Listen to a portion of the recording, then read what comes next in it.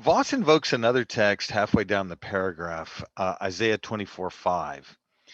And if you have, Camden, do you think you could grab that Yeah, I text, have or it. do you have it nearby? Oh, yes. Um, that it might be worth reading verses 1 through at least 7 to 8 to give context, because Voss says there's another illustration or allusion to the Noahic covenant that brings out something of the unique function of the Mosaic covenant.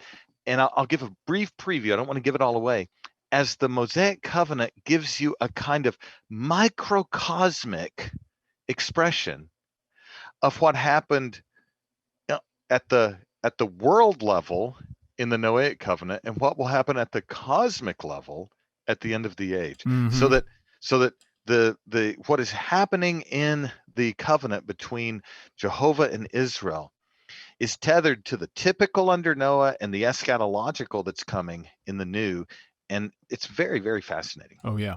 So Isaiah 24, I'll read 1 through 7. Behold, the Lord will empty the earth and make it desolate, and he will twist its surface and scatter its inhabitants. And it shall be as with the people, so with the priest, as with the slave, so with his master, as with the maid, so with her mistress, as with the buyer, so with the seller, as with the lender, so with the borrower, as with the creditor, so with the debtor.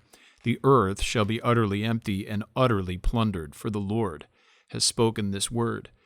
The earth mourns and withers, the world languishes and withers, the highest people of the earth languish. The earth lies defiled under its inhabitants, for they have transgressed the laws, violated the statutes, broken the everlasting covenant. Therefore a curse devours the earth, and its inhabitants suffer for their guilt. Therefore the inhabitants of the earth are scorched, and few men are left. The wine mourns, the vine languishes, all the merry-hearted sigh. Yeah. Now, this, we've got to stipulate that we're only treating this in a brief way, and it's an extremely difficult text. But what Voss says is uniquely penetrating of all the authors I've ever read on this particular text.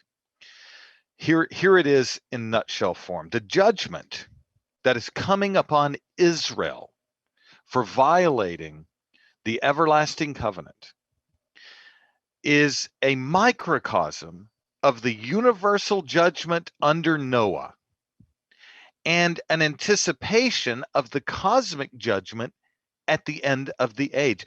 In the deluge with Noah, and in the judgment at the end of the age, the entire world suffers judgment at the hands of God. When you read it in context, it is for the violation of the Berit with Jehovah that the coming worldwide, even cosmic judgment will come. So it appears that Voss is saying this, if we piece this together, he's saying that the judgment that comes upon the world, alluding back to the Noahic covenant, pointing forward to its full fruition, is a judgment that begins on Israel, who broke the terms of that covenant.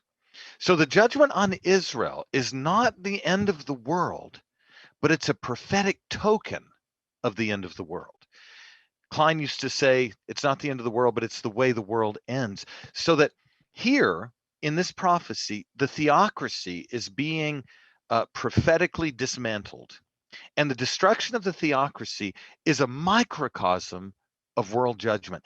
The fall of the theocracy is a sure sign of the fall of the world under the judgment of God. So that in light of 54, which comes later, just as the judgment of the world was certain, and the deliverance of those who kept covenant was certain in the days of Noah, so likewise in this coming judgment upon Israel. So think of Israel, if we had a board up and we're in a classroom, think of Israel as a theocracy.